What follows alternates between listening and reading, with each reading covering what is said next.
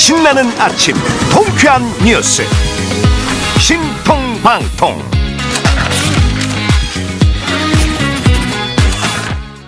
신통방통 시청자 여러분 반갑습니다. 앞뒤가 똑같은 윤태윤입니다. 이제 대선까지 8일 남았습니다. 대선 핵심 이슈로 사법부 독립 문제가 떠올랐습니다. 이 대법관 증원 법안에 이어서 변호사 자격증이 없는 사람도 대법관이 될 수 있게 하는 대법관 자격 완화 법안까지 잇따라 더불어민주당이 내놓고 있기 때문입니다. 자, 관련해서 조선일보 3면 함께 살펴봐 드리겠습니다. 자, 이렇게 보시죠. 조선일보는 오늘 변호사 자격증이 없는 사람으로 대법관 수를 늘리는 법안이 통과되면 2년 뒤부터는 민주당이 집권한 지 2년 뒤부터는 사법부까지 장악하게 된다라고 지적하고 있습니다. 국민의힘은 김어준 같은 사람을 대법관시켜서 국민을 재판하겠다는 것이라고 강하게 비판했습니다. 이재명 후보는 자신의 입장이 아니고 그리고 그런 입장을 낸 사람들에게도 자중하라고 지시했다고 했습니다. 잠시 후에 전문가들과 이야기 더 해보겠습니다. 다음 시간 보겠습니다. 국민일보 보시죠. 자, 또 다른 변수. 국민의힘과 개혁신당의 단일화 여부입니다. 대선 투표용지 인쇄 시작됐죠. 단일화 1차 시한은 지났습니다. 국민의힘 김문수 후보는 우리는 한 뿌리였다 이렇게 얘기하면서 사전 투표 전까지 단일화의 문은 열려 있다는 입장입니다. 반면 개혁신당의 이준석 후보는 마이 횡보를 계속하고 있죠. 자, 다음 시간 보겠습니다. 자, 오늘 조선일보 신문을 보여드릴 텐데요. 미국 트럼프 대통령이 지금 삼성전자 스마트폰에 25%의 관세를 부과할 것을 예고했습니다. 삼성전자의 영업이익 64%를 떠받치고 있었던 스마트폰인데 이 모바일까지 빨간불이 켜진 겁니다. 스마트폰 판매 가격 인상이 불가피하고요. 매출과 수익성이 함께 악화될 전망입니다. 그야말로 빨간불이 켜진 상황이죠. 어떻게 될지 또 지켜보도록 하겠습니다. 자, 세 번째 신문 보겠습니다. 동아일보 펼쳐보죠. 카페, 편의점, 그리고 패스트푸드, 코로나 때도 버틴 3대 창업 주자들이 지금 공급 과잉, 내수 부진의 줄폐업 위기에 놓였습니다. 특히 치킨집은 절반 이상이 창업 후 3년을 버티지 못한다고 합니다. 커피숍도 간신히 3년 정도 버티는 수준. 그만큼 지금 어렵다라는 목소리들이 여기저기서 나오고 있습니다. 마지막 신문 보겠습니다. 중앙일보입니다. 자, 길어지는 브라질산 닭고기 수입 금지. 국민 먹거리 닭고기 값이 오르고 있습니다. 조류 독감 탓에 순살치킨의 80% 이상을 담당하는 이 브라질산 닭고기를 수입하지 못하는 상황이 길어지면서 벌어진 일인데요. 원가 킬로그램당 4,000원대에서 7,000원대로 올랐습니다. 이런 상황이 더 길어지면 우리가 먹는 배달시켜 먹는 그 순살치킨 가격도 인상이 불가피합니다. 지금까지 신문 펼쳐주는 남자였습니다.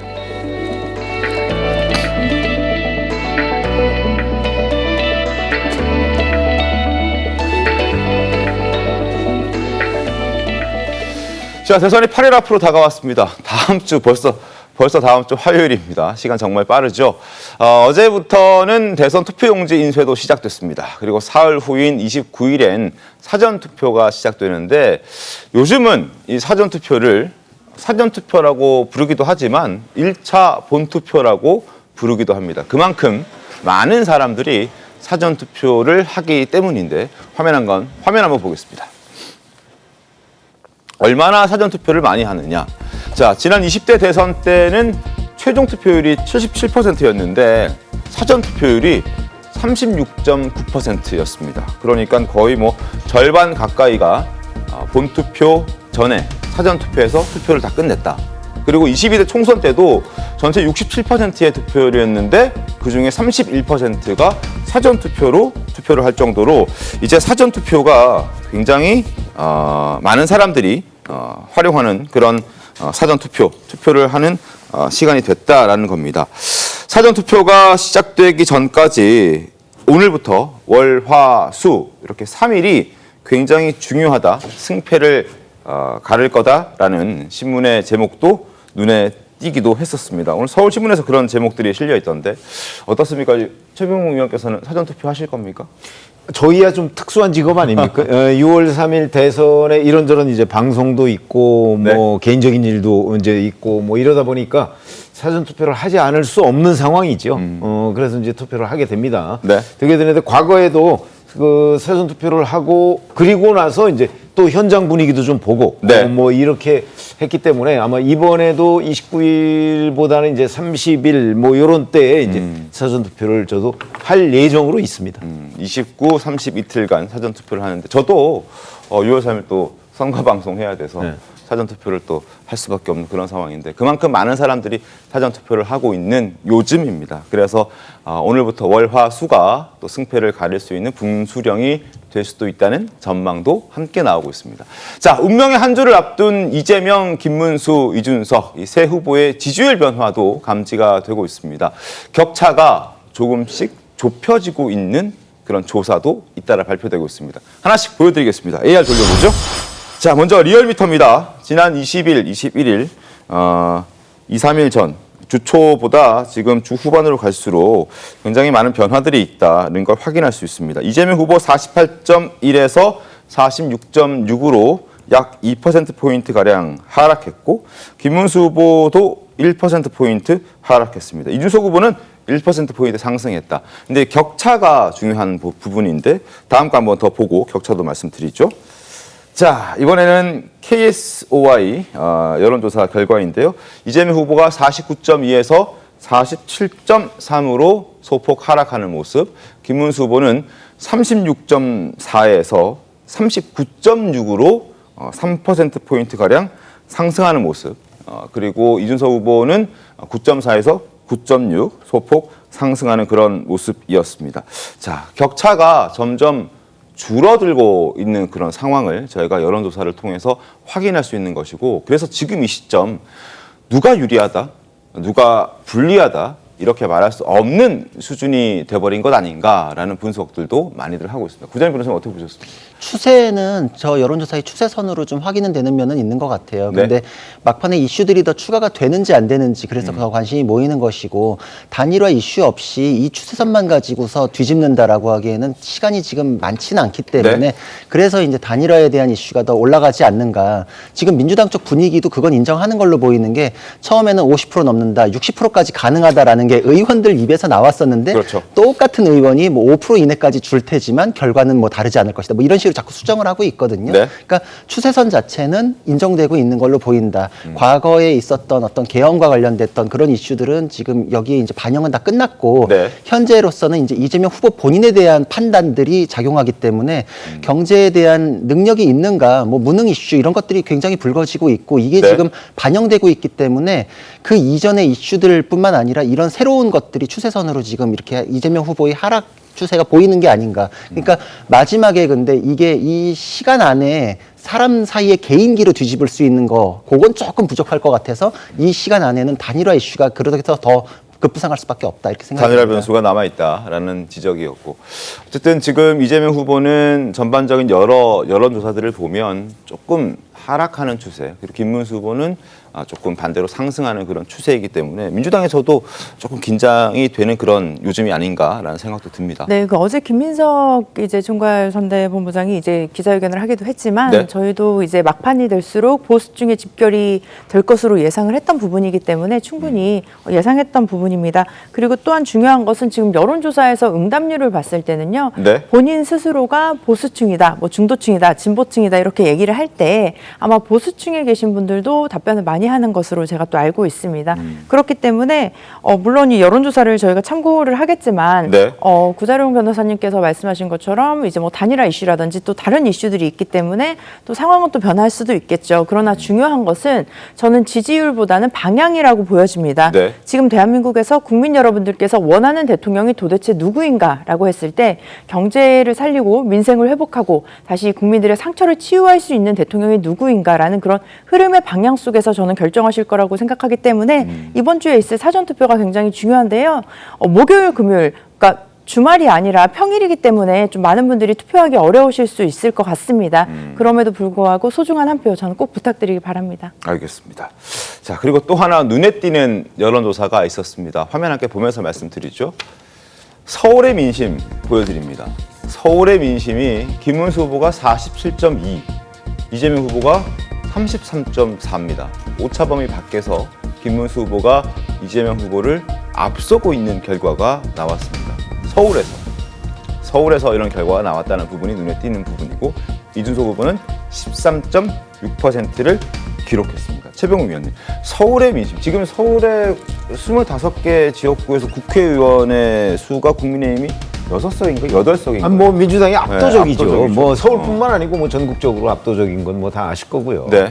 근데 이제 저게 서울의 민심이라고 하는 거에는 조금 이제 이론이 있을 수 있습니다. 네. 왜 그러냐면 저거는 전국 여론조사 중에서 서울 부분만 떼내서 지금 저희가 보여드리고 있는 건데 어쨌든 지금까지의 전반적인 우리의 관측과는 상당히 다른 내용이다 하는 것이고요. 만약에 이제 서울이라는 곳의 그 특징은 서울은 아무래도 뉴스에 민감한 곳입니다. 그래서 이제 저런 것들이 이제 시간이 지나면서 지방으로도 이렇게 확산되는 경향을 보여왔거든요. 그러니까 서울에서 앞서는 사람, 뭐 대단히 중요하다. 네네. 뭐 물론 경기도도 뭐 인구가 가장 많으니까 중요하긴 하지만 적어도 저런 것들을 보면 이 흐름상 김문수 후보의 상승세는 뭐 그건 맞는 것으로 보이고 네. 그러면 이제 김문수 후보가 앞으로 8일이 남았으니까 이 8일 동안의 뉴스 민감도가 아주 높은 서울 지역 특히 이제 그걸 수도권으로 확산할 수 있느냐 없느냐 뭐 이런 것들이 이제 그 승패의 관건이 될 수 있겠죠. 그렇죠. 자, 서울은 지금 김문수 후보가 이기고 있는 상황입니다. 그렇다면 부산은 또 어떤 결과가 나왔을까요? 부산은 반대로 국민의힘 의원들이 절대 다수를 차지하고 있습니다. 현역 국회의원 기준으로. 그런데 자, 부울경의 지금 여론조사 결과를 보면 이재명 후보가 50.2%, 김문수 후보가 37%입니다. 이 역시 오차범위 밖에서 이재명 후보가 앞서고 있는 상황인 거죠. 이준석 후보는 7.1입니다. 이동학 위원장님, 이건 어떻게 좀 봐야 됩니까? 제가 한 일주일 전쯤에 부산에 다녀왔는데요. 네. 그때도 그러니까 기본 정부가 지금 못하고 있는 부분들 이것에 대한 심판 심리가 분명하게 있고요. 네. 그다음에 자영업자라든지 이런 부분들의 민생 경제가 다 죽은 상태이기 때문에 이것을 지금 다시 통할해가지고 리더십을 발휘할 수 있는 사람은 이재명이다. 근데 그 공약 중에 하나가 해수부 이전이라는 것이 있습니다. 네. 그래서 그것들을 중심으로 부울경 경제가 조금 더 다시 해양 강국으로 일어설 수 있겠다는 기대 심리도 좀 반영되어 있는 것 같고요. 결과적으로는 어찌됐건 지금의 이 난장판된 경제 상황이라든가 나라 상황 자체를 네. 올바로 잡을 수 있는 사람이 이재명이다. 이런 생각들을 많이 하고 계신 것으로 저는 파악을 하고 있습니다. 그렇군요. 어쨌든 좀 흥미로운 여론조사 결과였습니다. 서울은 김문수 후보가 앞서고 있고 부산을 포함한 부울경은 또 더불어민주당의 이재명 후보가 앞서고 있고 보통의 사람들이 생각했을 때는 그 반대의 결과를 예상했을 텐데 결과가 저렇게 나와서 좀 당황스럽기도 하고요. 근데 예전 사례하고 한번 비교해 볼 게 있는 게 서울 같은 경우에는 어떤 그 여론 지형이 형성이 되면 거의 그대로 가고 지역 감정이나 뭐 이런 게 적용되는 곳은 아니잖아요. 네. 근데 부산 같은 경우에는 지난 총선만 떠올렸을 때도 심판론 이래가지고 우리의 의견이 이렇다라고 했지만 막판 결집이 굉장히 무서웠거든요. 지난 총선 때도 국민의힘이 부산에서 참패할 것이다라는 여론조사가 계속 나오다가 막판 결집으로 확 뒤집어져가지고 거의 석권을 했었기 때문에 네네. 부산 민심이라는 거는 확실한 의견 표명은 하지만 결집 또한 확실하다라는 측면에서 부산 민심은 뒤집어질 가능성이 높지 않나 이런 생각을 합니다. 알겠습니다. 자, 저런 걸 봐도 사실 이번 대선에서의 민심 또 그리고 막판 민심이 어떻게 움직일지 아무도 가늠하기 힘든 그래서 더더욱이 누가 유리한지 누가 또 불리한지 누가 대통령이 될지 끝까지 가봐야 하는 그런 이번 대선 6.3 대선이 아닌가라는 생각도 듭니다. 자, 이런 가운데 사법부 독립이 이번 대선 핵심 이슈로 떠올랐습니다. 30명에서 뭐 최대 100명까지 대법관을 늘리겠다는 법안과 함께 또 박범계 의원이 발의를 준비 중인 비법조인 출신의 대법관 임명 법안까지 공개가 되면서 사법부 독립이 이번 대선 핵심 이슈로 떠오른 겁니다. 자, 오늘 많은 조관들이 우려의 목소리를 내놨습니다. 자, 왜 그런지 한번 짚어봐 드리겠습니다. 자, 여러 뭐 논란들이 있는데 비교를 좀 해보죠. 화면 함께 보겠습니다. 현행은 대법관 수가 14명입니다. 박범계 의원이 낸 안은 30명. 근데 이제 10명 정도를 학식과 덕망, 전문 분야 경험이 풍부한 법률 소양이 있는 사람이 가능하다. 그러니까 사법 공부 열심히 하고 로스쿨 가서 공부 열심히 해서 시험 통과하지 않고 변호사 자격증이 없어도 대법관이 될 수 있다는 그런 가능성을 열어둔 법안입니다. 기존에는 45세 이상 그리고 법조 경력이 20년 이상인 그런 자격증이 반드시 있는 그런 사람이 대법관이 될 수 있는 그런 법안이었는데 이걸 바꾸기 위한 개정안을 제출한 겁니다.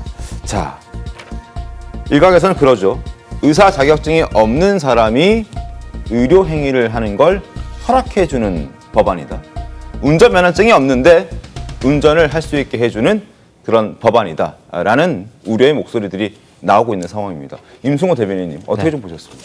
저는 뭐 농담으로 하는 얘기가 아니라 저런 식으로 할 바에는 그냥 차라리 추첨하는 게 나을 것 같아요. 왜냐하면 결국에는 뭐 전문 경험이 풍부하고 이런 말들을 붙이긴 했지만 네? 모든 사람들에게 문호를 개방한다는 거거든요. 근데 그 중에서 결국에는 대통령이 임명 권한도 있을 텐데 네? 대통령이 결국에는 자기 입맛에 맞는 사람들 중 법조인이 아닌 분들에 대해서도 실제로 뭐 예를 들어서 유시민 씨 같은 분들 이런 분들에 대해서도 대법관이 되는 길이 열리는 겁니다.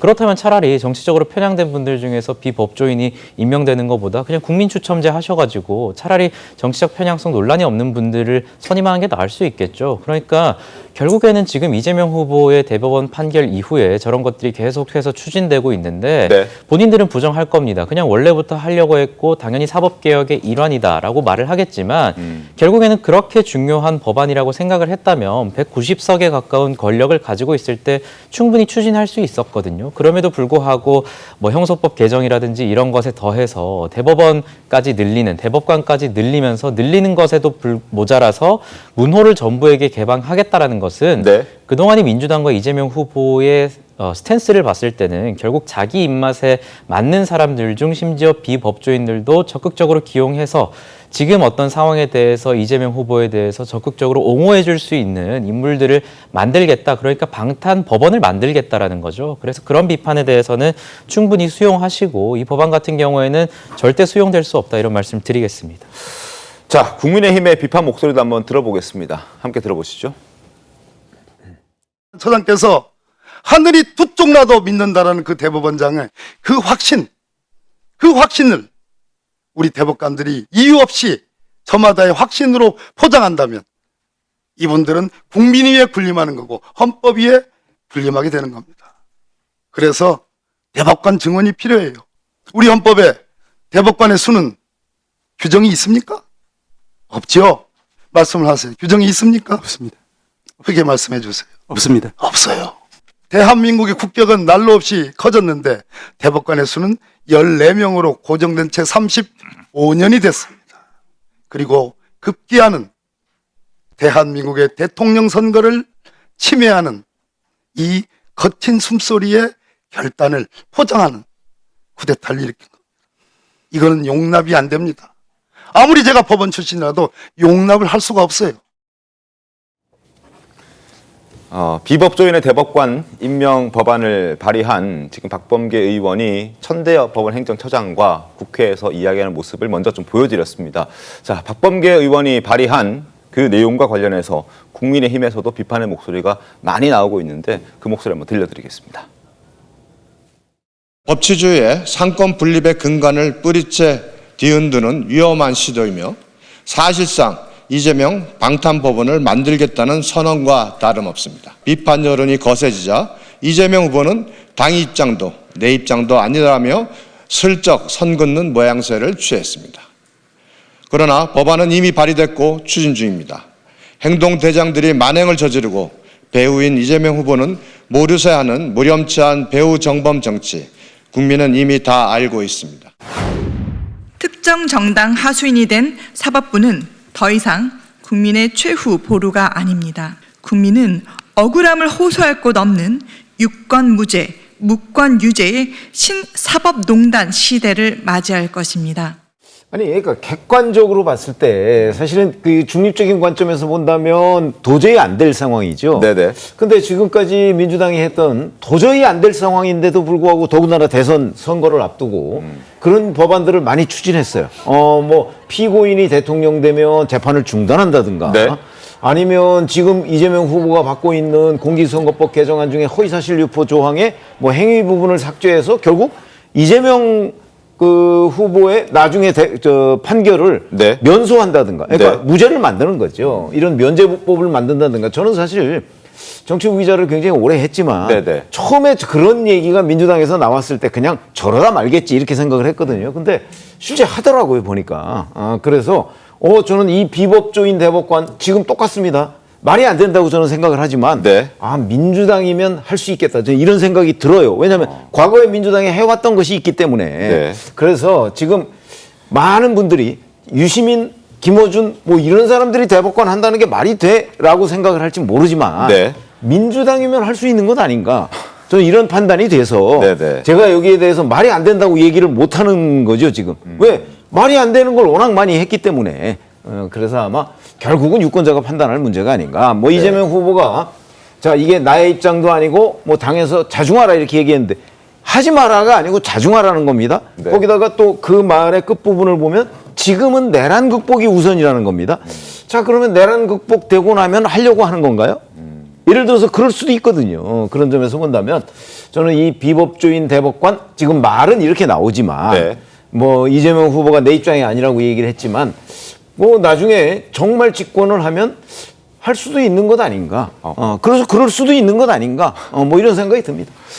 지금은 아니다. 논할 때가 아니다. 그리고 내 입장이 아니다라는 이재명 후보의 발언. 일단 선긋기를 하고 속도 조절을 하고 있긴 합니다만 결국에는 할 수도 있지 않느냐라는 최병묵 위원의 개인적인 의견도 들었는데 민주당이기 때문에 가능할 것이다라는 어떤 분석도 해주셨습니다. 어떻습니까, 정은혜 의원님? 네, 어제 이재명 후보가 기자회견에서 분명히 밝혔죠. 전혀 아니고 또 민주당의 입장도 아니다라는 말을 밝혔습니다. 저는 오히려 이 부분에서 이런 논란들이 왜 일어날 수밖에 없었는가라는 것에 대한 문제를 좀 지적을 하고 싶은데요. 그동안 많은 국민 여러분들께서 엘리트 출신의 법조인들로 구성된 대법원이 네. 어떻게 보면 괴리된, 현실과 되게 괴리된 판단을 많이 했다는 얘기를 많이 하셨고 또 지금 이번에 많은 사건들을 계기로 또 신뢰를 잃게 되었습니다. 그래서 그런 측면에서 봤을 때는 어떤 권력 구조의 개편이 필요하다라는 입장들은 많은 국민 여러분들께서 동의하고 계실 텐데요. 그럼에도 불구하고 지금 뭐 비법조인의 대법관 임명 이 부분은 공식적인 민주당의 입장도 아니고 이재명 후보의 입장도 아니라는 것은 저는 명확히 밝혀드리고 싶습니다. 알겠습니다. 자, 여러 가지 말들이 참 많이 나오는 법안 발의이긴 합니다. 자, 오늘 조선일보는 이렇게 분석하고 있습니다. 이런 우려의 목소리가 있다는 걸 보도를 통해서 알려왔는데요. AL 한번 보시죠. 자, 베네수엘라 예를 들면서 대법원 장악 후에 독재 정권이 대물림되고 있다. 그러니까 우리도 그렇게 될 수 있다는 우려를 오늘 조선일보는 보도하고 있는 겁니다. 헝가리의 경우에는 뭐 정부 기관이 판사를 임명하기도 하고 멕시코는 국민 투표로 또 판사를 뽑는다. 그러니까 이러한 나라처럼 가선 안 된다라는 부분을 이런 사례들을 보여주면서 지금 설명을 하고 있는 겁니다. 이렇게 이제 조선일보가 사례들을 보여주면서 설명을 하고 있는 건데 법조인으로서 어떻습니까? 이게 전형적으로 독재자들이 쓰는 방식이에요. 네. 그러니까 이게 무슨 뭐 창의적인 방식도 아니고 나쁜 거는 그냥 그대로 따와가지고 알토란 같이 쓰고 있는 건데 네. 과거부터 그 정치권에서 사법부를 장악할 때 대법관 숫자를 늘려가지고 내가 채워넣을 사람을 많이 넣거나 기존 사람들을 파면시켜서 내보내거나 그래서 이제 뭐 탄핵을 하거나 정년 나이를 설정해가지고 빨리 퇴임하게 만들거나 네. 이거 과거부터 다 있었던 방식입니다. 그래서 이거는 정말 노골적으로 사법부 장악하겠다는 의도를 관철시킬 뿐만 아니라 네. 우리 상식적인 사람은 칼로 누군가를 찔러서도 안 되지만 칼 꺼내 들고 위협하듯이 까딱거려도 안 되잖아요. 이게 독재자들이 이렇게 함과 동시에 이런 걸 추진할 때 사법부를 길들이기를 해왔습니다. 네. 우리 흔히 정치권 사건에 대해서 사법 소극주의란 말 아시잖아요. 사법부가 정치적인 사건에 대해서는 개입을 적극적으로 하면 안 된다. 이거 흔히 쓰는 말처럼 생각하는데 이 개념이 탄생했던 게 미국에서 루즈벨트 대통령이 4선을 했어요. 미국에서 가장 독재에 가까웠던 사람이라고 평가를 받는데 이 사람이 내 정책에 대해서 사법부가 제동을 거니까 대법관 숫자를 늘리겠다 그랬어요. 똑같은 방식을 쓰니까 대법원에서 늘리지 마라. 그 대신 네. 우리는 사법 소극주의로 정치적인 사건에 대해서는 한 발 물러서겠다. 이렇게 됐던 거거든요. 그러니까 지금 이거는 위협용이에요. 네. 법안 발의했죠. 통과되면 민주당 뜻대로 되는 것이고 통과가 안 되더라도 지금 현재 진행 중인 사건이 사법부가 민주당하고의 조율을 통해 가지고 굴복한다라고 하면 법안은 철회하지만 사법 소극주의라는 미명 아래 길들이기가 성공할 한 거죠. 그러니까 양수겸장이에요. 그리고 이제 이게 선거 국면에서 이렇게 띄우는 게 결국은 역풍 없다. 이것마저도 포함해서 국민이 선택했기 때문에 만약에 당선되면 그 이후에 추진하는 거 우리는 허락받은 거다. 지금 뭐 국민위의 군림안에 뭐 국민의 뜻을 의제하는 이렇게 사법부 공격할 때 얘기하는데 가장 국민의 뜻을 의제하는 건 민주당이에요. 국민 주권주의 얘기하는 게 당선됐으면 다 끝난 거다. 우리가 국민의 뜻을 받들었기 때문에 이거 우리가 하는 건 다 국민의 뜻이 맞다라고 할 것이라서 실제로 할 것이라는 거를 예고하면서 그걸 위협을 용으로 사법부를 길들이기를 양수겸장으로 하고 있는 겁니다.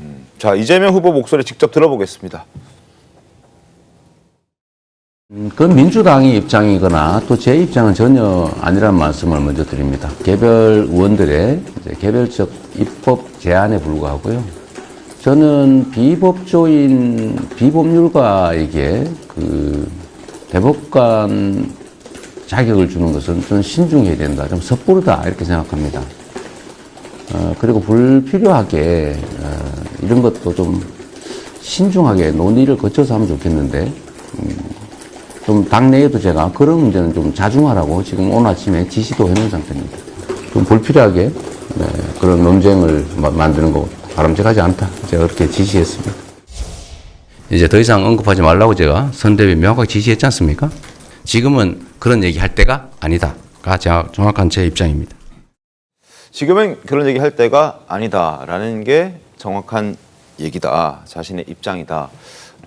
그러면 이제 나중에 다시 논의를 꺼내들 수 있다라는 여지를 좀 열어뒀다 이렇게 볼 수도 있죠. 논의는 해볼 수 있겠지만 네. 지금 이 순간에 선거전에서 저게 과연 유리할 것인가, 이거 과연 이 국민들께서 어떻게 보실 것인가, 이 부분에 대한 어떤 생각을 좀 더 깊게 해야 된다 보고요. 네. 저는 차제에 선거 마치고 좀 차분하게 논의해야 된다. 근데 네. 그것도 민주당 주력으로만 할 수도 없는 노릇이에요. 왜냐하면 사법부의 근간을 손을 대는 거잖아요. 그렇기 때문에 이것은 여야나 이렇게 사회적인 어떤 이 공론 이런 것들이 굉장히 중요하게 작용할 수 있다라고 보고요. 다만 지금 민주당에서 이런 얘기를 계속 꺼내는 것은 대법원도 그렇고 사법부 자체가 이번 선거에 어찌 보면 끼어드는 겁니다. 그러니까 헌법 116조의 후보자의 선거운동 이 보장이라든가 아니면 공직선거법 11조의 후보자의 지위 보장이라든가 이런 부분들에 대해서 오히려 선거를 방해하려고 했었던 거 아니야? 라고 하는 의혹을 분명히 산 거거든요. 네. 그렇기 때문에 삼권 분립이라고 해가지고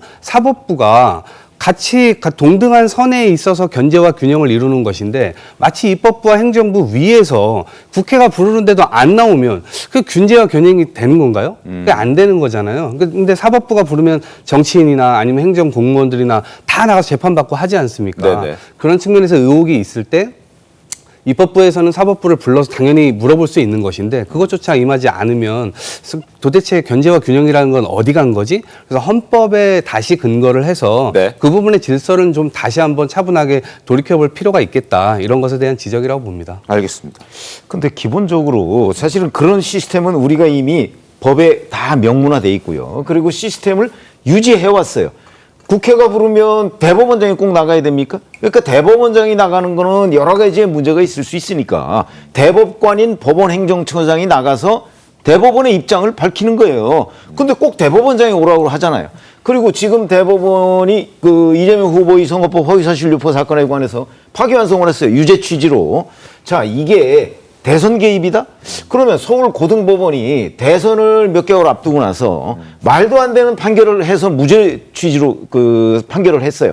그럼 이 판결을 그냥 놔둬야 되는 게 대선 개입입니까? 아니면 바로 잡는 게 대선 개입입니까? 그런 점에서 저는 유권자들이 진짜 서울고등법원의 무죄 판결과 대법원의 파기환송 사이에서 적어도 이 문제를 놓고 우리가 어떤 선택을 해야 될 것이냐 하는 문제는 유권자들이 판단할 문제지 네. 대법원의 파기환송을 뭐 대선 개입이라고 하는 것 자체가 저는 말이 안 된다고 생각합니다. 저도 거기에 대해서는 말씀드리고 싶은 게 네. 대선 개입이다라고 하면서 판결의 결과를 트집 잡는 게 아니다. 우리는 그냥 신속하기 때문에 선거 운동에 방해가 되니까 그걸 트집 잡는다 이렇게 하잖아요. 근데 그러면 원래 예정되어 있던 선거 날짜는 6월 23일이에요. 선거 이제 당선되면 바로 지금 이제 유죄 취지 파기환송이 됐을 상황이었어요. 그러면 이거에 대해서 국민의 투표 결과에 대한 불복이고 사법 쿠데타란 말 안 했을까요? 그때의 파장이 더 심했을 거기 때문에 판단이 가능했을 때 최대한 땡겨서 하는 게 민주당에게도 국민에게도 선택지를 열어주는 거였거든요. 지금 결론은 정해져 있어요. 유죄 취지 파기환송은 나왔잖아요. 그거에 대해서 법리적으로 이렇다 저렇다 트집 잡을 게 아니라면은 국민에게 대해서는 바로 또 보궐선거를 연다? 그게 말이 안 되는 거 아닙니까? 민주당에서 그걸 원했다라는 말씀이신지 그게 의문입니다. 그러니까 절차적 문제에 있어서요. 기본적으로 이틀 만에 이걸 심리를 끊는다는 건 말이 안 되는 거죠. 그래서 그 부분에 대한 궁금증이 분명히 있었고요. 그리고 선거 기간 20여일 남짓입니다. 그런데 5일이나 재판 기일을 잡았어요. 이거는 완전 선거운동 방해하겠다는 의도가 혹시 있는 거 아니야? 당연히 의심을 살 수밖에 없는 거죠. 그 지점에 대해서 당연히 국민들의 의구심이나 이런 것들은 국회에서 물어볼 수 있는 겁니다. 그렇기 때문에 헌법과 법률에 따라서 본인들이 그렇게 했다고 얘기를 하면서도 이걸 다시 물렸잖아요. 다. 그거 왜 물렸죠? 그게 압박 때문에 굴복했다? 이렇게 얘기하는 건 저는 말이 안 된다고 근데 보고 지금 처음부터 저는 의도가 대단히 불순했다 이런 생각이 들기 때문에 이러한 지점은 전 차제더라도 다시 좀 정리를 해야 된다 필요하다고 생각합니다. 의혹을 네, 제기하시면서 짧게 드릴게요. 팩트가 틀리셨는데 이틀 심리한 게 아니에요. 34일 심리했고요. 대법원 전원합의체가 9일이고 심리를 2번 한 겁니다. 그리고 전원합의체에 회부됐을 때는 보통 한 번 심리하고 선고합니다. 그래서 대법원 판결에도 이 사건은 쟁점이 간단하고 심리는 충분하였다라는 말이 기재가 되어 있습니다. 알겠습니다. 자, 어제 이재명 후보 평소답지 않게 언론 인터뷰를 자청했습니다. 간담회를 연 거죠. 기자들을 대상으로. 어떤 얘기를 했냐면 특정인을 겨냥해 관역으로 삼는 정치 보복은 결단코 없을 것이다. 이렇게 얘기를 했습니다. 들어보시죠. 이번 대선은 단순한 정권 교체가 아닙니다. 민주공화국 대한민국을 바로 세우는 선거입니다. IMF 위기에 버금가는 국난을 극복할 수 있느냐를 결정하는 선거입니다. 분열과 갈등의 시대를 끝내고 통합의 시대를 여는 전환점입니다. 국민 곁에서 국민과 함께 내란을 막아낸 저 이재명이 내란 종식과 국민 승리의 도구가 되겠습니다. 대한민국 체제와 국민 생명을 위협한 내란 세력의 죄는 단호하게 벌하되 특정인을 겨냥해 관역으로 삼는 정치 보복은 결단코 없을 것입니다. 이재명을 선택하시면 유능함과 충직함으로 지금과는 전혀 다른 희망이 있는 새로운 세상을 만들어 보답드리겠습니다. 워딩 그대로 말씀을 드리죠. 내란 세력의 죄는 단호하게 벌하되 특정인을 겨냥해서 관역으로 삼는 정치 보복은 결단코 없을 것입니다. 어떻게 받아들이셨습니까, 성호 대변인님? 뭐 할 수는 있는 말이라고 보는데요. 결국엔 이 메신저가 이재명 후보인 게 결국엔 또 의심을 살 수밖에 없다라는 생각이 듭니다. 사실 저는 저 인터뷰 그리고 기자회견을 보면서 좀 놀랬던 게 통합의 시대를 말하고 있잖아요. 뭐 당연히 대통령 후보로서 할 수 있는 말이죠. 근데 그 뒤에 나온 말이 바로 내란 종식 또 내란 세력의 죄는 벌하겠다라는 말입니다. 저는 방송에 나가서도 내란이라는 표현은 잘 쓰지 않는 편입니다. 왜냐하면 저도 윤석열 대통령에 대한 혐의는 굉장히 짙다라고 봄에도 불구하고 그 부분은 사실 사법부에서 형사법원의 판단을 받아봐야 되는 문제라고 생각을 하거든요. 그럼에도 불구하고 적어도 본인이 그 인터뷰에서 통합을 얘기했다면 내란 세력이라고 표현하는 그 세력은 아마 국민의힘과 김문수 후보에 대한 또 공격일 텐데 어쨌든 김문수 후보도 국민의 지지를 일정 부분 받고 있는 부분이 있고 국민의힘도 국민들의 지지를 받고 있는 정당입니다. 그렇다면 본인이 통합을 논하는 자리에서는 저런 표현을 쓰면 안 된다라고 봅니다. 그래서 국민의힘 김문수 후보와 정치적인 경쟁을 하겠다, 정책적 경쟁을 하겠다라는 다소 정치적 언어를 순화할 필요가 있었음에도 불구하고 통합의 시대를 이야기하면서도 내란에 대해서 이야기하고 또 일종의 벌하겠다 이런 취지의 발언을 하는 것을 보면 그 인터뷰 내에서도 상호 모순이 일어나는 거잖아요. 그래서 이재명 후보가 저런 말을 하고 싶었다면 적어도 저 인터뷰에서만큼은 그 표현 수위를 좀 조절하는 게 필요하지 않았을까. 또 표현 수위에서 국민들의 의심을 받을 수밖에 없다. 뭐 이런 생각이 들었습니다. 네, 그 임성호 대변인께서 메신저를 말씀하셨는데 저는 오히려 이재명 후보가 메신저이기 때문에 더 신뢰할 수 있는 발언이다라고 생각을 합니다. 유력한 야당 대선 후보로서 얼마나 많은 정치적인 또 법적인 또 공격을 받았습니까? 네. 그럼에도 불구하고 당신은 어떤 그런 정치적으로 뭐 복수를 하지 않겠다. 그리고 그런 형태로 비춰지지 않겠다라고 하는 것이 그 말씀을 하는 것 자체가 굉장히 성숙한 민주주의의 리더의 모습을 보여준다라고 생각을 합니다. 네. 그럼에도 불구하고 내란 세력의 죄는 단호하게 또 법에 따라 또 처벌을 하겠다라는 말은 국민에게 굉장히 신뢰감을 주는 단어로 저는 보여질 수 있는데요. 국가의 미래 지도자가 할 수 있는 말이었다라고 저는 생각을 합니다. 네. 과거 정권들이 정적을 제거를 목적으로 정치적으로 많이 이용했던 적이 있습니다. 그러나 이재명 후보는 정치적인 복원 또 국민들의 회복을 얘기를 하고 있기 때문에 보복이 아닌 회복 또 분열이 아닌 통합의 리더십의 입장에서 분명히 어제 그 입장을 밝힌 것이고요. 그럼에도 불구하고 가장 중요한 것 정말 단호하게 내란 세력은 법에 의해 처벌을 하겠다라는 말에 저는 더 또 신뢰를 가지게 되었습니다. 알겠습니다. 근데 할 말이 맞는데 아주. 근데 그 내란에 대해서는 개념을 이재명 후보가 자의적으로 쓰고 있기 때문에 네. 이재명 후보라서 신뢰가 안 가는 게 맞죠. 왜냐하면은 지금 지칭하는 내란에 대해서는 단죄한다라고 하면서 네. 계속 선거 과정에서 2차, 3차 내란이 계속되고 있다라는 얘기를 반복적으로 했어요. 그리고 이거 내란 단일화, 정치적인 것까지도 다 내란으로 바꿨을 뿐만 아니라 본인에 대해서 사법부에 유죄 취지 파기환송이 나왔을 때도 2차, 3차 내란이 계속되고 있습니다. 조봉암에 대한 사법살인을 떠올리게 합니다. 그러면서 네. 그거를 거의 뭐 내란행위다라고 규정을 했었어요. 그러면은 이재명 후보가 이번에 내란에 대해서는 단죄하겠다라는 건 범위를 어디까지로 잡고 계시나요? 그 말에 그래서 믿음이 안 간다는 겁니다. 정면으로 했던 말을 뒤집었던 수많은 사례 플러스 내란의 개념을 지금 이렇게 넓게 잡았는데 내란만 문제 삼겠습니다? 그럼 어디까지 문제 삼는 거죠? 방금까지의 말을 다 거둬들여가지고 2, 3차 내란에 대해서 언급했던 건 난 시건이었다 이래가지고 뒤집을 건가요? 그러니까 앞뒤가 안 맞기 때문에 저 말이 믿음이 안 간다는 겁니다. 알겠습니다. 자, 그리고 오늘 전국 법관 대표회의가 있습니다. 지금 이 시각 현재 일산에서는 전국 법관 대표회의를 위해서 아마 법관들이 모여들고 있을 듯 합니다만 10시에 이제 열리거든요.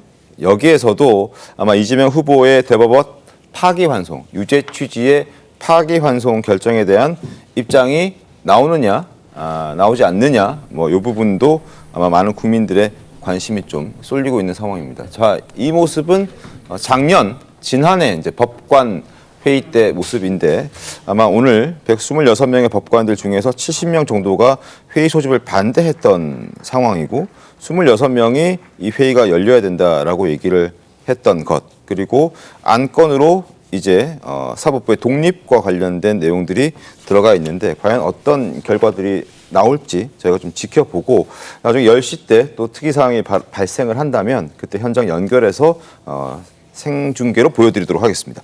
자, 다음 주제 가겠습니다.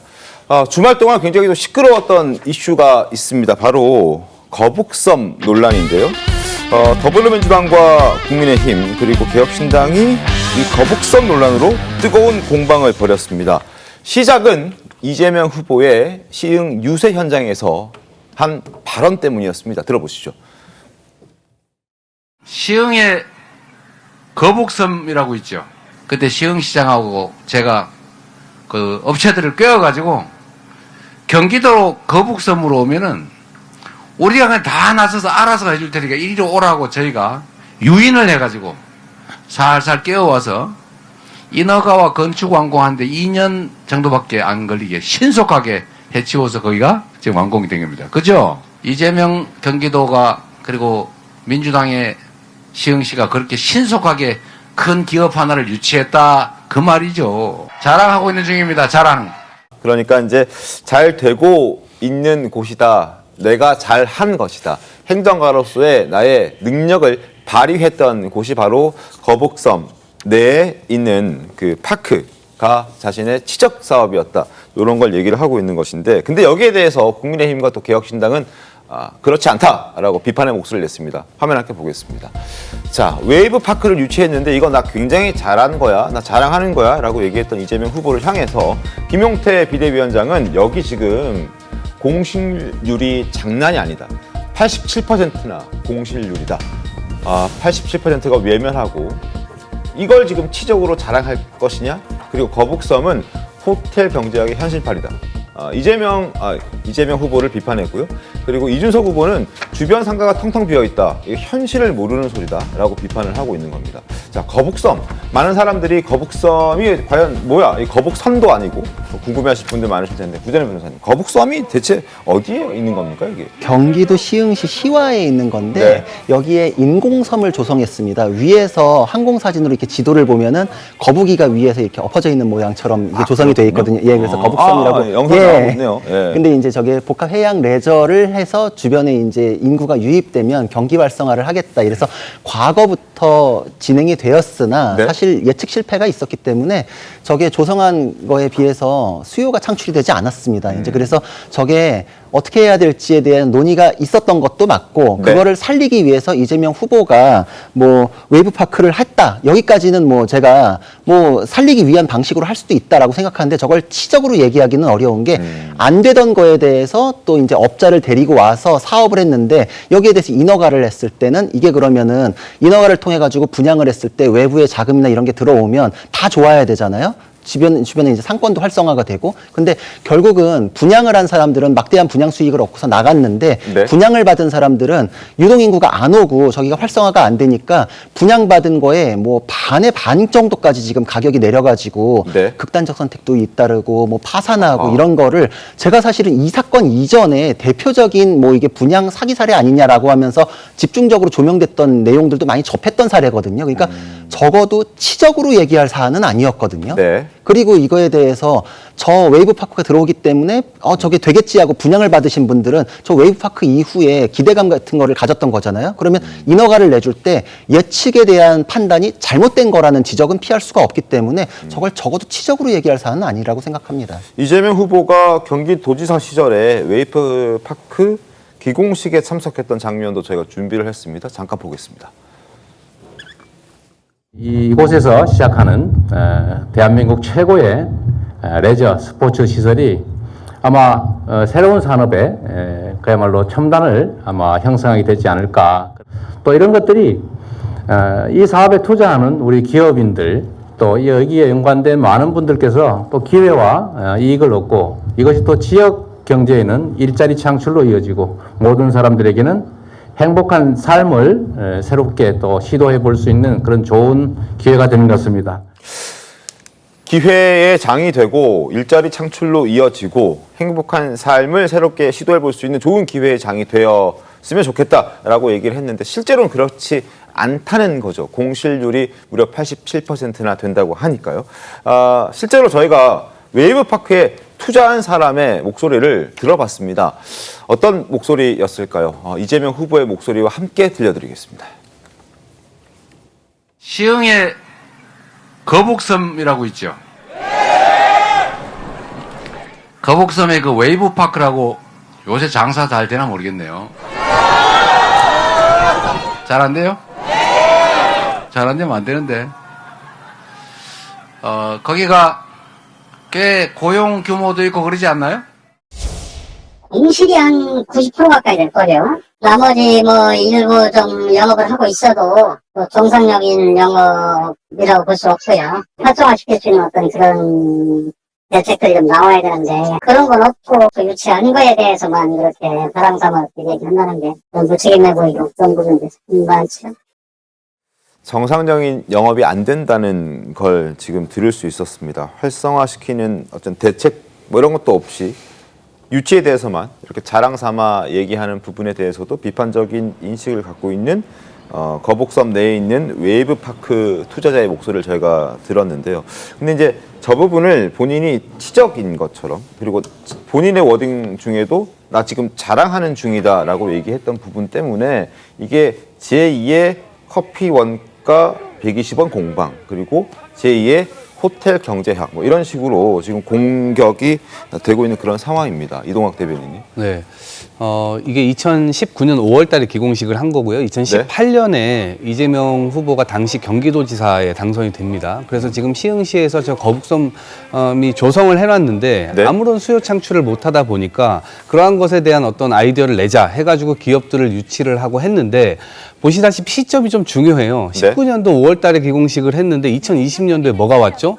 코로나19가 시작됐어요. 그러니까 그때는 그 누구도 예측하지 못했었던 굉장히 큰 위기가 왔던 것이고요. 그 여파가 이제 계속 돼 왔던 겁니다. 그러니까 그러한 차원에서의 어떤 정보나 이런 것들을 사전에 충분히 좀 이렇게 접하지 못하고 말을 하다 보니까 다소 불편하게 들리셨던 국민들도 꽤 있으셨을 겁니다. 특히나 네. 지금 지금 대한민국 내수 경제 자체가 완전히 거의 죽었다시피 한 그런 상황이고요. 전국적으로 보면 공실률 같은 거, 상가 공실률 같은 거는 13%에 지금 달한다는 최근에 정보가 나와 있거든요. 네네. 그러니까 두 자릿수만 넘어가도요. 지역 경제 상권이 완전히 망한다. 이런 얘기들이 막 나오더라고요. 그래서 이번 대선에서 그런 부분들을 과연 어떻게 살릴 것인지 이런 것들에 대한 대안, 이제 이런 논쟁이나 이런 것들도 뭐 유의미할 수 있다 보지만 이걸 넘어서서 결국엔 그 대안을 어떻게 창출할 것이며 민생 경제를 어떻게 살리겠다 이러한 것들의 좀 대안이 보다 더 깊숙하게 좀 논의되는 그런 계기가 되면 좋겠다는 말씀드립니다. 알겠습니다. 자, 관련해서 공방 벌이는 목소리도 꽤 많습니다. 먼저 나경원 의원 목소리 들어보겠습니다. 알고도 자랑을 했다면 후한무치라고 할 것이고 모르고 이것을 자랑했다면 한마디로 무능과 무책임을 그대로 보여주는 것 아닌가.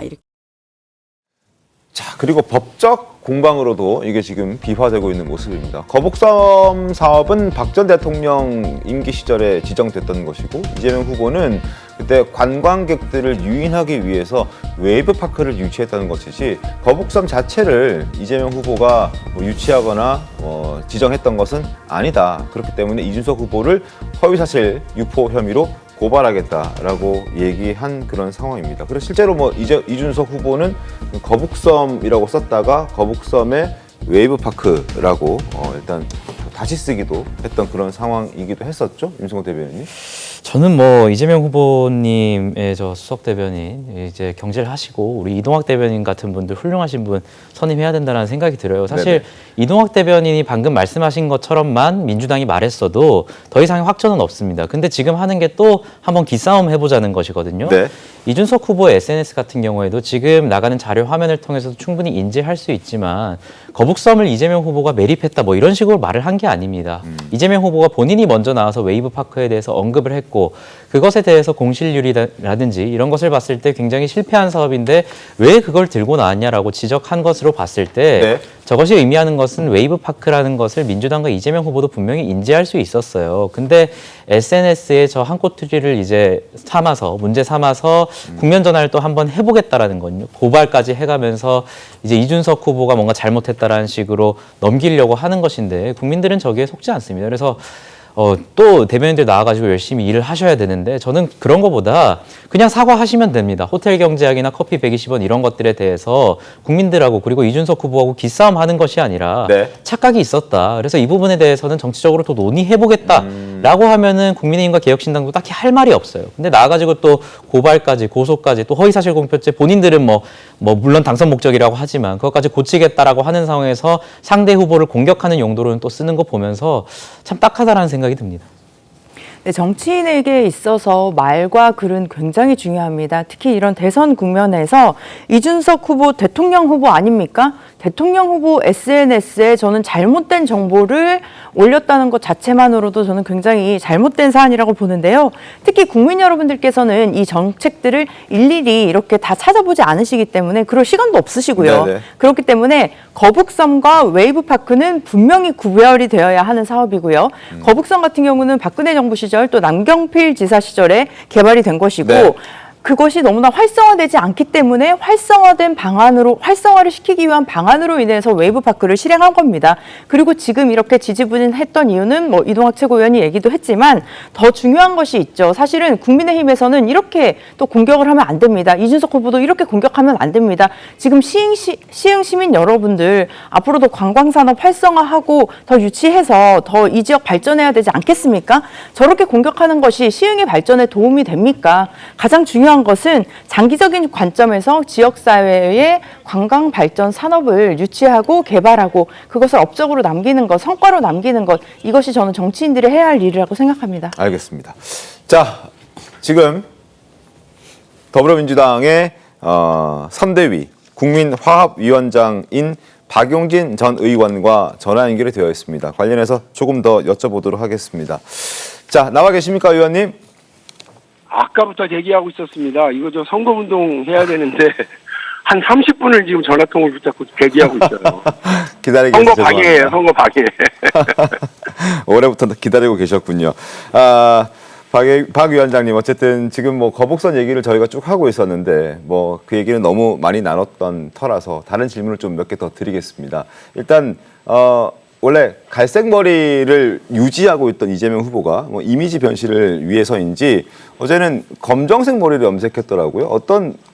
어떻게 보이기 위해서 염색을 다시 하는 겁니까? 아, 그랬나요? 저는 뭐 그런 것까지 신경을 쓰지는 못했는데 그 염색하시면서 머리를 빨갛거나 파랗거나 했으면 그게 무슨 신호가 됐겠죠. 홍준표 전 시장이 파란 넥타이, 빨간 넥타이로 여러 가지 메시지를 남기는 것처럼. 네. 근데 뭐 머리 염색까지 우리가 정치의 어떤 뭐 이야기 소재로 담기는 좀 민망한데요. 무슨 의미가 있는 것 같지는 않습니다. 알겠습니다. 그리고 또 논란이 됐던 것 중에 비법조인 대법관 증언과 관련해서 이거 안 여쭤볼 수가 없어요. 일단 이재명 후보는 당과의 입장 차이는 있다. 나의 입장은 아니다라고 얘기를 하고 있는데 그 박 위원장께서는 어떤 의견이십니까? 이 부분에 있어서는? 그 대선 기간에 후보가 그건 내 의견 아니다, 동의하지 않는다, 뭐 이렇게 이야기를 한 거면 거기로 선을 이제 그은 거라고 봐야죠. 더 논란이 되지 않기를 바라고요. 네. 그 국회의원이 각각이 그 자기 이제 입법 발의할 그 권한이 있지 않습니까?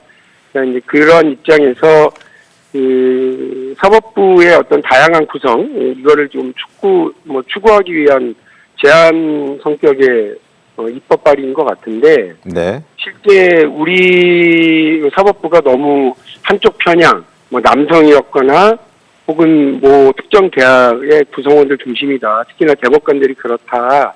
이런 얘기들이 많아서 여성 대법관들, 여성 법관들이 더 많이 참여할 수 있도록 그동안에 많은 노력이 있었고요. 네. 특정 대학으로만 구성되지 않도록 하기 위한 다양성을 기하기 위한 노력도 계속되어 왔고 국민들의 만족도도 상당히 있는 걸로 알아요. 다만 그 각각의 어떤 제도 개선이라든지 법 개정이라든지 하는 것들이 뭐 사회적 구성의 다양성, 여러 의견의 반영을 위해서 필요로 하는 건데 국민적 동의가 있어야 하지 않겠습니까? 네.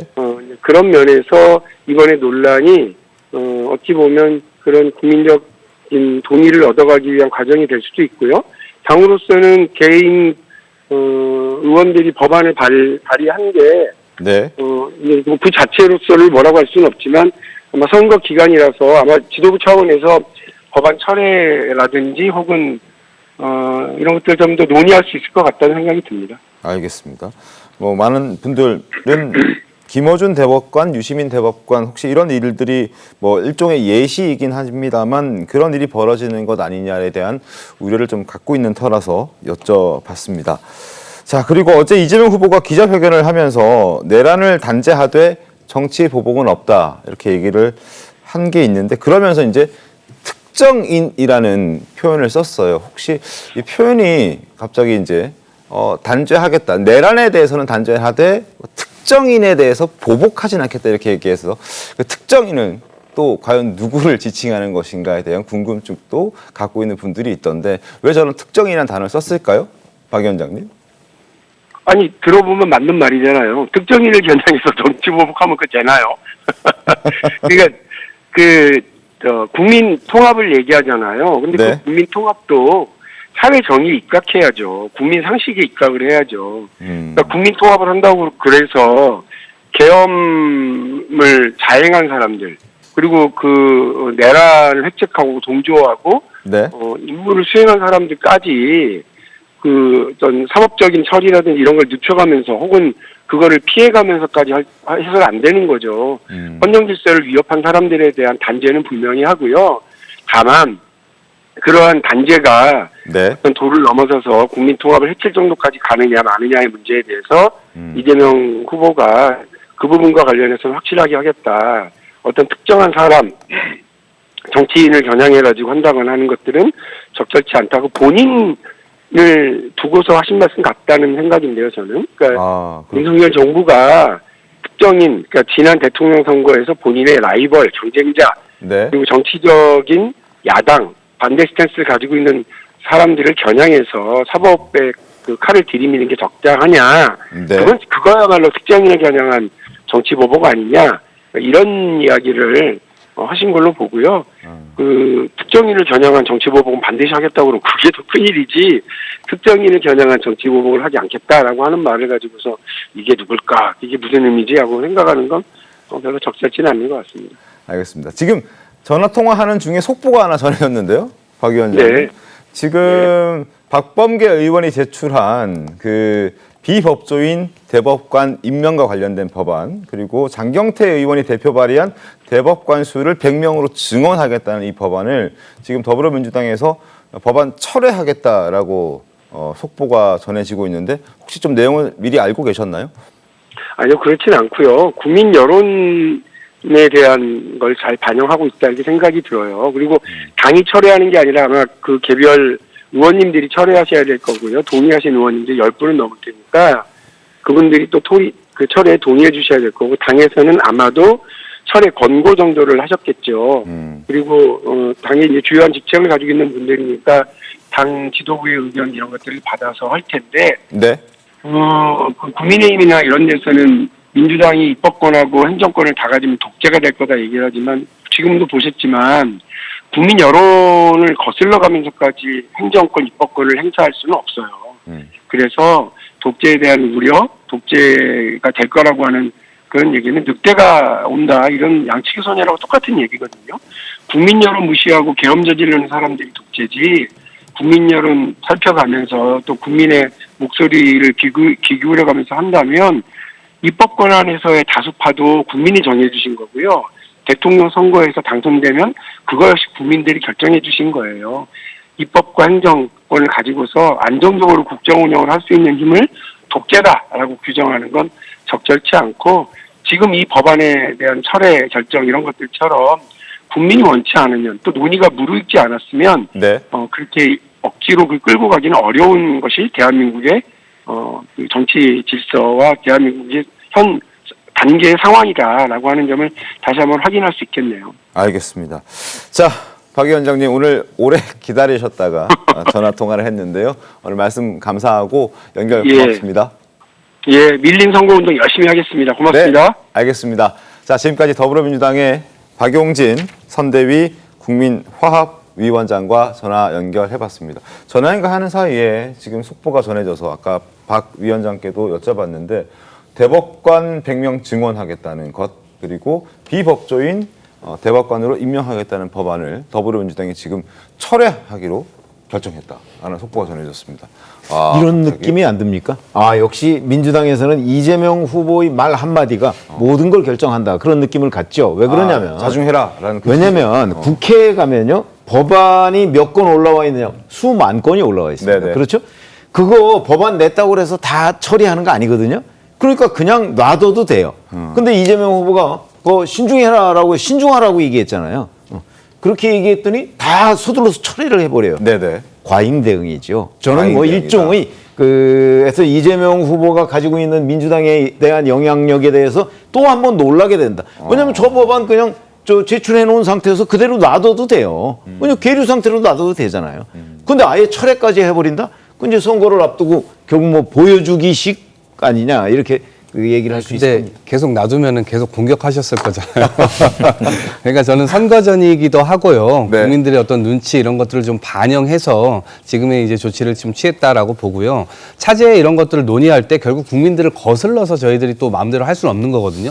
만약에 그렇게 하면 또다시 심판 심리가 일어나서 또다시 역작용이 일어날 겁니다. 이제 아마 그런 부분들을 잘 유념해 가면서 하지 않을까 싶습니다. 철회를 결정하긴 했는데 이게 앞으로 계속 안 하겠다는 의미인지 아니 저 법안 철회, 법안 제출 이런 거는요 10분이면 돼요. 그러니까 지금 철회했다고 뭐 나중에 이재명 후보가 당선되고 나서 그러면 저걸 정말 안 할 거냐? 뭐 그걸 우리가 장담할 수는 없죠. 알겠습니다.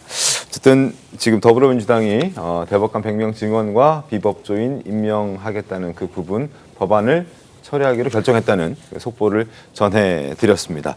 자, 이제 본투표까지 8일 남았다는 내용 계속 말씀드리고 있는데 사전투표까지는 또 3일밖에 남지 않았습니다. 그래서 아마 최대 변수 사전투표도 단일화가 또 이 3일 사이에 최대 변수가 되지 않을까 싶은데 범보수 단일화 일단 1차 기한 그러니까 투표용지가 인쇄되기 전에 단일화를 하는 것이 가장 베스트다라고 했었는데 그 부분은 일단 물이 건너갔고요.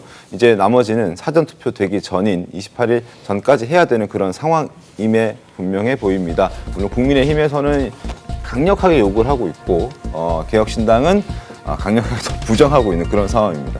28일까지 이제 3일 남았습니다. 오늘 26일이니까요. 26, 27, 28, 3일 동안 과연 이게 가능할까? 여론조사 하나 보여드리겠습니다. 보수 단일 적합도 여론조사를 저희가 보여드릴 텐데 과연 누구로 하는 게 좋은가라는 그 부분인데요. 바로 보수 단일화 적합도를 봤더니 김문수 후보가 45.2%, 이준석 후보가 26.7%. 그래도 이준석 후보보다는 단일화를 한다면 국민의힘의 김문수 후보로 하는 게 더 좋겠다라는 의견이 조금 더 우세한 그런 상황입니다. 자, 막판 반전을 노리는 김문수 후보 입장에서는 늦어도 28일까지는 반드시 단일화를 성사시키겠다라는 의지가 강합니다. 지난 주말에도 거듭 이준석 후보를 향해서 우리는 한 뿌리다라고 설득하고 있었습니다. 계엄과 관련해서도 큰 절로 사과까지 했습니다. 김문수 후보 목소리 들어보겠습니다. 예, 뭐 여러 가지 각도에서 지금 만나는 계획이나 이런 것도 추진을 하고 있습니다만은 그러나 언제까지 뭐 어떻게 된다 이런 것들은 말씀드릴 수 있는 제가 형편이 안 되네요. 원래 우리가 한 뿌리였기 때문에 같은 노력을 계속해 나갈 것입니다. 그동안 우리가 계엄이다, 탄핵이다, 경제도 어렵고 여러 가지 어려운 점이 많았는데 지난 잘못한 것은 모두 용서해 주시고 앞으로가 중요하지요. 대한민국 더 위대하게 국민을 더 행복하게 모시겠다는 다짐을 담아서 큰절로 사과한 것뿐만 아니라 대통령의 당무 개입 원천 차단이라는 당근책도 내걸었습니다. 그걸 제도적으로 그 장치를 마련해서 대통령이 당무에 개입하지 않겠다라는 부분을 명확히 입장을 밝힌 겁니다. 임승호 대변인님, 일단 이준석 후보를 향해서 여러 가지 명분과 또 실리를 주면서 우리 단일화하자라는 메시지를 연일 보내고 있는데 어떻습니까? 지금 상황에서는? 그 투표지까지 인쇄됐는데 그만하실 때가 되지 않았나 싶어요. 사실 저 입장에서는 답답합니다. 왜냐하면 이준석 후보와 개혁신당의 입장은 단 한 번도 바뀐 적이 없습니다. 그렇다 보니 이제 뭐 여러 언론이나 주변에 있는 분들이 뭐 여러 가지 정황을 들어가지고 그래도 혹시 하는 거 아니냐라는 어떤 의심을 풍기는 그런 모습을 보이고 있는데 네. 저는 전략적으로도 김문수 후보에게 도움이 되지 않는 단일화일 수밖에 없다라고 생각을 해요. 많은 분석을 통해서 봤을 때 이준석 후보에서 김문수 후보로 단일화가 된다고 하더라도 네. 이준석 후보를 현재 지지하고 있는 지지층이 오히려 김문수 후보에게 표가 가는 것보다 이재명 후보에게 더 갈 수 있다라는 분석도 있거든요. 그래서 일종의 김문수 후보와 이준석 후보가 함께 이재명 후보를 견제하고 있는 지금 상황에서 이준석 후보가 오히려 이 민주당과 이재명 후보의 표를 묶고 있다라는 분석도 있어요. 그래서 전략적으로도 봤을 때 김문수 후보가 과연 단일화를 계속해서 추진하는 것이 본인과 국민의힘에 도움이 되는지를 한번 돌아보셔야 될 것 같고요. 저희는 좀 답답한 상황입니다. 저희의 있는 속을 뭐 어떻게 꺼내서 보여드릴 수는 없으니까 저희는 지속적으로 단일화는 없다. 그리고 단일화에 대해서 명분과 실리 뭐 이런 것들을 제안해 주셨다고 말씀을 하셨지만 저희가 받을 수 있는 명분과 실리가 전혀 없습니다. 왜냐하면 저희는 계엄과 탄핵 문제에 대해서는 12월 3일 계엄 이후에 이미 입장을 정리한 상황에서 지금 이제 계엄 문제에 대해서 뭐 저렇게 큰 큰절까지 하면서 걸음마를 겨우 떼고 있는 후보와 저희가 단일화를 했을 때 이준석 후보의 어떤 정치 인생으로 봤을 때도 굉장히 큰 치명타가 입을 수밖에 없는 상황이거든요. 그래서 네. 이준석 후보와 김문수 후보 모두에게 도움이 되지 않는 단일화라고 저는 개인적으로 생각을 하기 때문에 국민의힘 측에서도 이제 좀 그만하실 때가 됐다라는 생각이 듭니다. 알겠습니다. 이준석 후보는 일단 모르쇠, 또 무시 전략으로 일관하고 있는 모습입니다. 이준석 후보 목소리도 들어보겠습니다. 적어도 지금 부정선거에 대해서 의견이 비슷했던 세 후보, 황교안, 그리고 김문수, 그리고 이재명 후보는 단일화를 해도 좋다. 그런 선거 공정성이라는 것을 의심하신 공통의 이력이 있기 때문이다. 이렇게 말씀드렸는데요. 저는 그 외에 나머지 단일화에는 전혀 관심이 없습니다. 아침에 일어나 보니까 핸드폰에 국민의힘 의원 한 4분 정도가 안부 전화인지 어떤 목적인지 모르겠지만 연락을 해오셨던데 전혀 콜백이나 이런 거 하지 않았습니다. 국민의힘은 자꾸 이재명 후보가 수세에 몰릴 때마다 단일화 담론으로 이재명을 돕고 있습니다. 국민의힘이 마이크 끄는 것부터 이재명 후보의 몰락은 가속화될 겁니다. 자, 이준석 후보 입장에서도 두 갈래의 길이 있다. 뭐 이런 얘기도 나오고 있긴 하던데 어떨까요? 각자 도생일까요? 구자미 변호사님 아니면은 극적 단일화일까요? 저는 사실 선택지는 아직도 있다라고 생각을 하고 네. 결정이라는 거는 마지막 순간까지 지지율을 보겠다. 그걸 보고 결정하지 않을까. 왜냐하면 사실 이준석 후보 발언하는 게 김문수 후보에 대해서 그렇게 날이 서 있지는 않아요. 왜냐하면 역대 단일화를 보면은 지난 대선 때도 안철수 후보 절대 아니라 그랬었거든요. 그러면서 윤석열 후보에 대한 공격이 말도 못했습니다. 지금 이 자리에서 언급하는 게 막 되게 부담스러울 정도로 손가락을 어떻게 하고 싶을 거다 뭐 이런 식의 정말 날 서 있는 비판을 하다가 극적으로 투표용지 다 인쇄된 이후에 단일화를 했거든요. 그때에 비하면 사실 김문수 후보와 이준석 후보 사이에 오고 가는 얘기는 정말 뭐 화기애애는 아니지만 네. 날이 서 있지는 않아요. 그러니까 이제 가능성은 열려 있지 않은가. 그러니까 이준석 후보 같은 경우에는 지금 10%에서 딱 걸려 있는데 10%를 훌쩍 넘었으면은 그때는 이제 안 하는 쪽, 나는 이제 독자적인 길을 걷겠다 이런 생각할 가능성도 높죠. 투표에 대한 선거비 보전 이런 것도 또 굉장히 걸려 있거든요. 예전에 유승민 후보 같은 경우에는 6%대 지지를 받고서 당이 굉장히 재정적으로도 어려워진 문제가 지속하지 못하는 거에 연결까지 됐었던 문제가 있기 때문에 그 경험이 있는 이준석 후보로서는 다 고려할 겁니다. 그러니까 네. 10%면은 반액 보전은 되잖아요. 그러니까 여기서 딱 걸려 있는데 더 올라가느냐, 여기서 다시 내려가느냐, 여기서 결정을 하기 위한 선택지는 남아 있지 않을까. 역대 단일화 사례에 비하면 지금 관계가 나쁘진 않다 생각합니다. 알겠습니다. 이준석 후보 완주 의사를 지금 밝히고 있긴 한데 과거에 이제 단일화했던 모습들, 그러니까 안철수 의원이 이제 대표적으로 단일화를 꽤 많이 했었죠.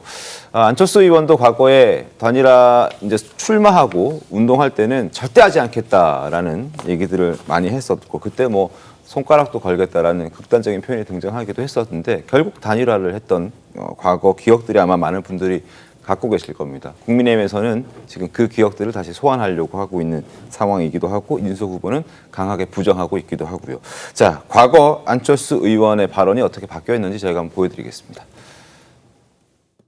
저는 대통령 선거에 출마한 이유가 제가 대통령이 되고 정권 교체를 하겠다. 그렇게 나온 겁니다. 그렇다면 이번 대선에서 단일화 없이 끝까지 완주하겠다는 의사로 받아들여도 되겠습니까? 네, 그렇습니다. 상대방 떨어뜨리기 위해서 마음에 안 들고 무능한 후보를 뽑아서 그 사람이 당선되면 그 다음에 대한민국 어떻게 됩니까? 1년만 지나고 나면 내가 그 사람 뽑은 손가락 자르고 싶다고 또 그럴 겁니다. 오늘 단일화 선언으로 완벽한 정권 교체가 실현될 것임을 추호도 믿어 의심치 않습니다. 자, 저런 상황을 우리가 또 봤던 경험들이 있습니다. 그래서 국민의힘과 개혁신당 간의 단일화가 어떻게 될지 많은 국민의 관심을 또 받고 있는 것이고 저희도 지켜보겠습니다. 자, 그리고 국민의힘의 결속력, 내부 결속력은 한층 강화되고 있습니다. 지난 20일 김문수 후보 지원 유세를 시작한 한동훈 전 대표가 어제 처음으로 김문수라는 이름이 적힌 티셔츠를 입고 선거운동에 나섰습니다. 자, 영상 보겠습니다. 이재명은 사악해서 위험한 게 아니라 무능해서 위험합니다. 원가 커피가 120원이면 워렌 버핏도 이재용도 한국에서 커피집 할 겁니다. 문재인 정부가 노주성이라고 얘기해서 나라 망쳐놓은 거 이제 이재명은 노주성으로 나라를 망치겠다고 하고 있습니다. 한쪽으로는 이재명의 무능함을 폭로하고 다른 한쪽으로는 우리가 지금 이 친윤 구태를 청산할 것이라는 다짐을 여러분께 보여드리면 우리가 이깁니다. 자, 지난 주말 친한계인 조경태 의원이 선대위에 공동선대위원장으로 합류를 했고요. 지금 보시는 것처럼 지난 부산, 대구, 강원도 갔을 때는 김문수라는 이름이 없는 옷을 입고 유세를 했었는데 어제는 김문수 이름 적힌 티셔츠를 입고 유세를 하는 모습이었습니다. 이동학 위원장님, 저 정도면 이제 꽤 내부적으로는 어떤 결속력을 많이 다졌다라고 이렇게 적어도 친한계가 일때는 돕겠다 적극적으로 이렇게 볼 수 있는 건 아닙니까? 좀 불안한 동거 같다는 생각을 좀 합니다. 왜냐하면 이 선거 이후에 결국에는 보수 세력의 패권을 과연 누가 질 것인가 이런 부분들에 대해서 명분을 축적하고 있는 것으로 보이고요. 이번 선거에서 뭔가 큰 대승을 할 것이다 이런 기대보다는 그 이후에 당권 헤게모니 이것을 과연 누가 쥐느냐에 따라서 다음에 보수의 어떤 색채가 완전히 달라질 수도 있습니다. 완전히 전광훈 씨 같은 어떤 극우 정당으로 가느냐 아니면 적어도 국민의 상식을 조금은 그래도 고민하는 그런 정당이 될 거냐 이런 것의 싸움의 연장선이라고 보고 있기 때문에 어찌됐건 보수는 결집되고 있는 그 모습 속에서 민주 쪽도 결국 역작용으로 이 역결집을 하게 될 것이다 이런 말씀 드립니다. 알겠습니다. 자, 정치권 소식 살펴봤습니다. 저희는 다음 주 들어가겠습니다.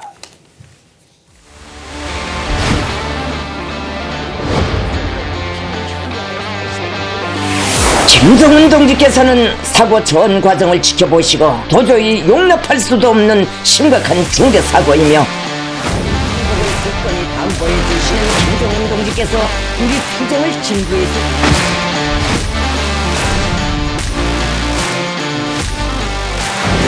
Yet more deplorable indeed is the invitation as witnesses of the scum of the earth who don't care about even their parents and families.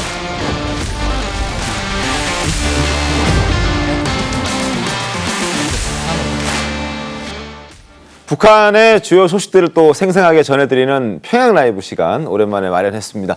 북한이 야심차게 추진하던 5,000톤급 신형 구축함이 있는데 이게 얼마 전에 진수식을 했다고 하는데 그 과정에서 크게 파손되는 사고가 또 발생했다고 합니다. 김금혁 전 보좌관이 오랜만에 나오셨는데 어쩌다가 또 이런 일이 벌어졌습니까?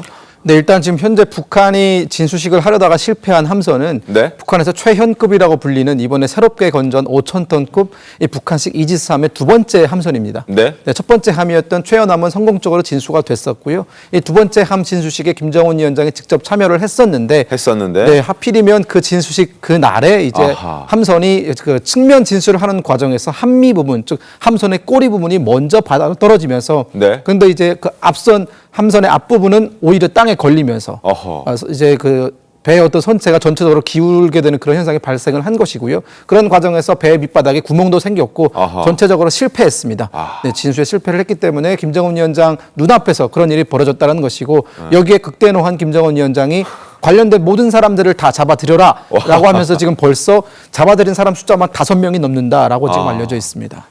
이런 대형 이벤트에 특히나 김정은 위원장이 그걸 지켜보고 있는 상황에서 이런 실수가 발생했을 때 다 잡아들여라라고 하면 어떤 처벌이 내려지는 겁니까? 기본적으로 우리가 가장 예측할 수 있는 첫 번째 단계는 아마 심화적인 그런 조사가 들어갈 겁니다. 근데 여기서 조사는 기본적으로 어떤 이유 때문에 배가 뒤집혔는지에 대해서 물어보는 것이 아니라 이들의 어떤 충성심이라든가 당성을 검열하는 그런 단계일 겁니다. 쉽게 말씀을 드리면 김정은 위원장이 직접 참여할 정도로 전 국가적인 어떤 그 관심과 그런 모든 것들이 집중되어 있는 사업인데 왜 이렇게 처리했냐? 즉 너희들의 기술이 부족해서 그런 게 아니라 뭐 충성심이나 당심이 부족해서 그런 일이 발생한 것이다.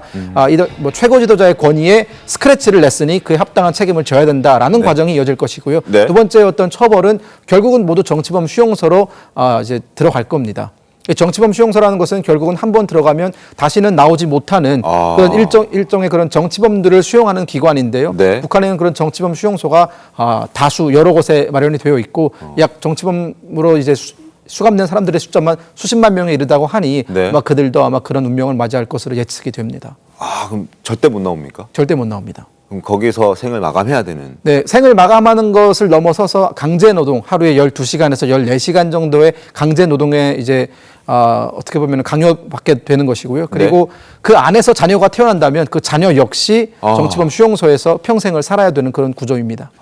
그럼 가족도 다 같이 들어갈 수도 있는 그런 상황이겠네요. 네, 그렇습니다.